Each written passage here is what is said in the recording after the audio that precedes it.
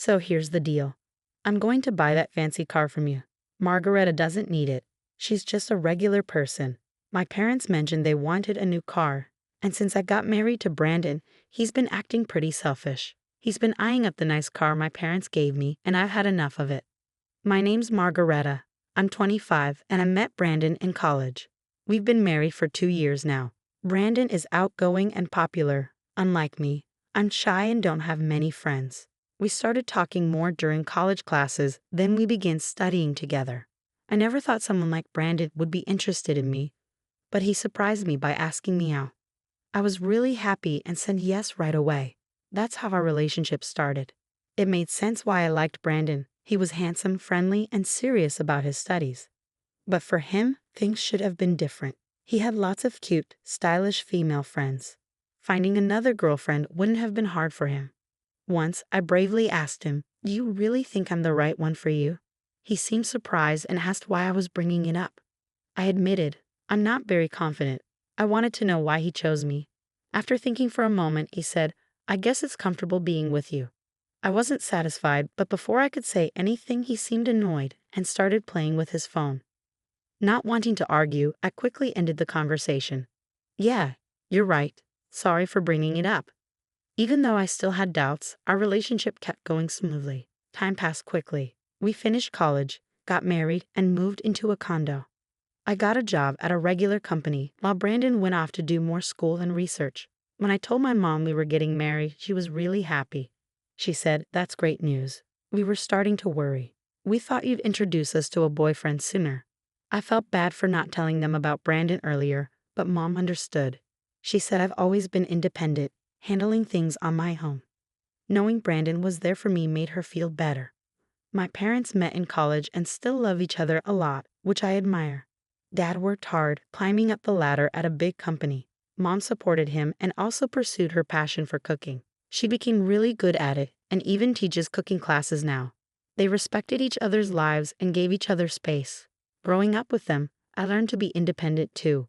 I wasn't great at much except studying, so I didn't go to grad school. I wanted to be self-sufficient and start my own life soon. Even though I grew up in a well-off family, I didn't want to rely on them forever. I wanted to have a family of my own, like Mom and Dad. I hope to make them proud by having kids someday. It might sound simple, but for someone like me, it's a big goal. Once we moved in together, Brandon started acting more selfishly. He was a grad student and worked part-time, but he didn't pitch in much for our living costs. I tried bringing it up gently, saying, "Hey, Brandon, it would be really helpful if you could contribute more of your part-time earnings towards our expenses." But he just coldly replied, "I do contribute some, you know. And didn't you say you'd handle the living expenses when we moved in together, Margareta?" Brandon always talked about wanting to be a professor, which is why he went to grad school. I had assured him not to worry about money when we got married, telling him I had a good job. I murmured, "Yeah, I did say that," feeling unsure about what to say next. Brandon sighed heavily. "You wouldn't get it. Being a grad student costs a lot for socializing and stuff. Oh, and by the way, I need money for a research trip. Can you lend me $500? I'll pay you back later." Brandon's financial pressure became more common and our problems got worse. He started spending more nights away from home, leaving me waiting by the phone with cold meals in front of me. When he did come home happy for a change, I was too forgiving. He'd sometimes say things like, "Hey, Margarita, remember you wanted to go somewhere? I have tomorrow off, let's go." He'd bring up outings out of nowhere or compliment my cooking, making me feel special. Each time he was nice to me, I'd catch a glimpse of the happy married life I wanted, and it made me hesitate. But I knew this wasn't normal. I felt lonely and anxious, but I couldn't talk to anyone about it.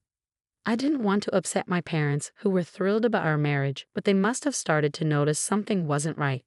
When I finally visited my parents after a long time, Dad suggested I stay over and have dinner with them. Mom cooked a big meal to welcome me back. During dinner, Dad mentioned my Aunt Ellen had visited recently and wanted to see me. He said she's always spontaneous like that. Ellen was lively, ambitious, and independent. "I'll reach out to her soon, thanks, Dad." Dad mentioned how much my Aunt Ellen loved me and how she always teased about Brandon stealing me from her, even though she didn't want to get married herself. That's just how she was. Before I met Brandon, Ellen was more like a close friend than an aunt. I could talk to her about anything, even things I couldn't tell my parents. She understood me better than anyone and was always there for me. At first, I was too shy to tell her about Brandon, but I wanted to see her again and show her I was doing okay. A few days after staying with my parents, I met Ellen at a cafe. She was dressed really stylishly, as usual. Ellen checked out my outfit and said gently, Margarita, marriage is just the start of a lifelong journey for a woman. You should always feel confident and attractive, no matter what. Your clothes can make a big difference, so don't forget to take care of yourself. Then she took a sip of her tea gracefully. I totally forgot about fashion lately. I'm sorry for not keeping in touch for so long. I murmured apologetically. Ellen replied, That's typical of you, Margarita. It's good to be honest and serious, but being too timid usually comes from lack of experience. But I was thrilled when I heard you found someone special. I thought, finally, Margarita is taking a step forward. It had been ages since I spent time with someone outside on a day off, and the weather was perfect. We sat on the terrace, basking in the warm sunlight. In that peaceful moment, I felt like I could talk to Ellen about my worries without feeling too down. I had hoped even someone as shy as me could make it work with Brandon at first. But Ellen listened to my whole story without interrupting, just nodding kindly. When I finished, she asked, I suppose you haven't mentioned this to your parents, have you, Margarita? No, I even hesitated to tell you today. I didn't want to admit my weaknesses to anyone. I thought I should be able to handle this on my own, to be truly independent. I know if Mom and Dad found out, they'd want to bring me back home right away, so I want to try to deal with this by myself as much as possible. Ellen respected my decision and didn't push further, but she added, If you ever really need help, let me know first. If my dear Margarita asks for help, I'll be there for you no matter where I am. A month later, Mom called and said, When you have time, could you come over? It's not urgent. Since I had the next day off, I went to see my parents. When I saw a car parked in the driveway, I couldn't contain my excitement. Dad, is this car new? Did you just get it? Dad, can I really take it for a spin? What if I crash it? I teased, feeling excited about the fancy car. Don't worry about that. This card is for you, Margarita. Use it however you like. It'll come in handy, Mom whispered to me. We saw this car in a TV commercial, and you said you liked it, Dad recalled. So it's our gift to you. You've been going through a tough time lately, so we wanted to cheer you up. If things get tough, just drive this and come home anytime, he said with a warm smile. The car Dad got for me was an SUV from a famous foreign brand, and he even arranged a parking spot near my condo. I couldn't believe it, and I laughed in disbelief. Later, when I was driving downtown, I reached into my pocket, found the car key, and pressed the button. The lights flashed in all directions. Just then, I heard a familiar voice calling out from behind. What's with the car? I turned to see Brandon, my husband, who hadn't been home in a while.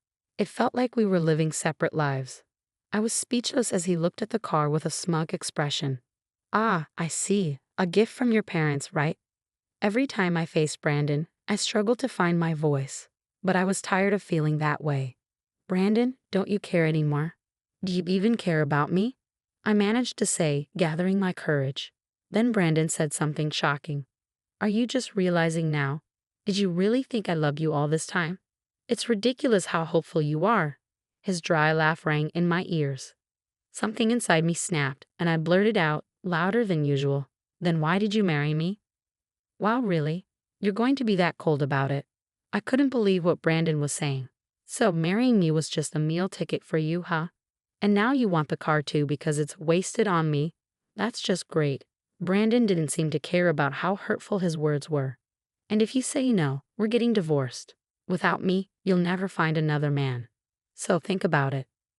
With those words, Brandon left without a second thought, leaving me feeling angry and heartbroken, my head pounding with a headache. I sat in a driver's seat for a while, trying to calm down. Eventually, I called my Aunt Ellen for advice. A few days later, I agreed to the divorce and moved back in with my parents.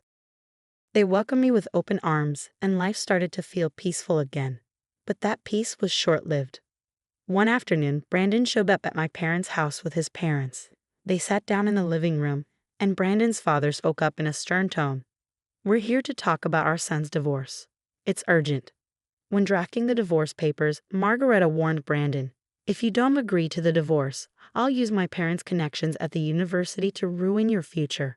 It wouldn't be hard to damage the career of a junior registrar if their daughter complains." Brandon truly loved Margareta. Her behavior was too harsh. It's clear she was trying to intimidate him. "We could easily challenge the divorce," Brandon's father said, feeling deceived by Margareta. Behind her plain appearance, she's actually a mean and greedy woman. Poor Brandon. I heard she paid him to stay away. She must have had other men over. We need to go to family court and claim that Brandon was threatened by his wife. But if there's a proper apology, things might change. For example, if Margareta gives up that car she's driving, it might help smooth things over. Brandon and his parents remained silent, just listening to their parents' protests. Suddenly, the doorbell rang, and Mom went to answer it. Ellen appeared behind Mom as she came back to the living room. "Sorry I'm late. How's the discussion going?" Brandon's family had met Ellen once at my wedding. "What are you doing here? It's rude to barge in like that. We're busy right now. Outsiders should leave," Brandon's mother objected. No, don't be like that. You've heard about Brandon's divorce, right? How would an outsider like you know about that? I had been informed by my brother earlier. I couldn't miss such an important moment for my dear niece," Ellen said, offering a reassuring glance. "You're probably here to stop the divorce or for money. Can you still say that after seeing this?" Ellen pulled out a stack of documents from her bag, laid them out on the table, and showed them to everyone. "I hired a detective to look into this. It turns out Brandon has been cheating on Margareta with multiple women despite being married. He hardly came home because of it. He took advantage of Margareta's kindness and even asked her for money. That's ridiculous. I was just busy with my research at the university. When I did come home, we ate together and went on trips, right? We were like any other married couple, right, Margareta? Say something." "Brandon, you don't need to defend yourself. We'll handle this. It's not your fault. We understand," his father reassured him. "That's right. These documents from who knows where are surely lies. Our Brandon would never cheat. He's such a kind and outstanding son," his mother protested. "You might be kind to your parents, but that kindness seems to end there. Like father, like son." "Now, Brandon's mother, take a look at these photos," Ellen said, pulling out a picture from the documents. "I recently stayed at a hotel for a business meeting and saw Nicholas there. He was with another woman, looking very cozy. So I had the detective look into Nicholas too. The results were just as I expected. Do you understand now?" Brandon's mother's face went pale as she grabbed the documents and examined them closely. "What is this, Nicholas? How long have you been doing this? It's all lies, isn't it, Veronica? Stop looking. Give me that." Nicholas, looking panicked, tried to snatch the documents, but it was too late. Veronica, distraught, confronted Nicholas. "You've been cheating on me. The car you wanted so badly was for her in these photos, wasn't it?" No matter how hard Nicholas tried to calm her down, Veronica wouldn't listen. The discussion about Brandon's divorce was forgotten as Veronica stormed out of the house, crying, with Nicholas following after her. Left behind, Brandon said, "Hey, wait, what about me?" and followed them out in confusion. The rest of us were left in stunned silence for a while, but Aylin had a satisfied look on her face, winking at me. Later, Aylin told me that Brandon's parents did end up getting divorced. "You won't fall for such a terrible man again. Let's make you more attractive. I'll teach you everything about grooming yourself as a woman." Despite her busy schedule, Ellen visited me often and took me to various places like meals and shopping trips. During that time, I learned a lot from her. A year after the divorce, I made the decision to go to graduate school. I worked hard to improve myself, focusing on my studies. Time passed quickly, and one day, I heard someone call my name at a street intersection. I turned around to see Brandon. "It's been a while. You've changed a lot, haven't you?" At first, I didn't even recognize him. In Brandon's eyes, the woman standing before him was no longer the plain ex-wife he knew, but had transformed into an incredibly beautiful and attractive woman. Meanwhile, Brandon had fallen on hard times due to the scandal of his parents' divorce. It seemed he was no longer attending graduate school. His parents, Nicholas and Veronica, had decided to stop providing him with financial support because of the trouble he caused. He was struggling to afford his tuition and living expenses, far from the carefree life he once enjoyed. The women who used to be interested in him had left him one by one. The former glory he once had vanished in an instant, and now he found himself face to face with his ex-wife, who seemed to be a completely different person. As Brandon was about to suggest catching up, a man approached and asked, "Sorry for the wait. Are you a friend of Margarita's?" It was Leonard, the man I was currently dating. Wow, that guy is really handsome, isn't he? He's so tall. Could he be a model? Commented a group of women nearby, looking at Leonard. He's someone from my past, but it's okay. We're finished talking. Let's go, shall we? Leonard said, taking my hand and briefly acknowledging Brandon. Brandon stood there, stunned, as Leonard led me away by the hand. Without a second thought for Brandon, Leonard and I walked towards the crosswalk, and I didn't look back, keeping my gaze straight ahead as we left.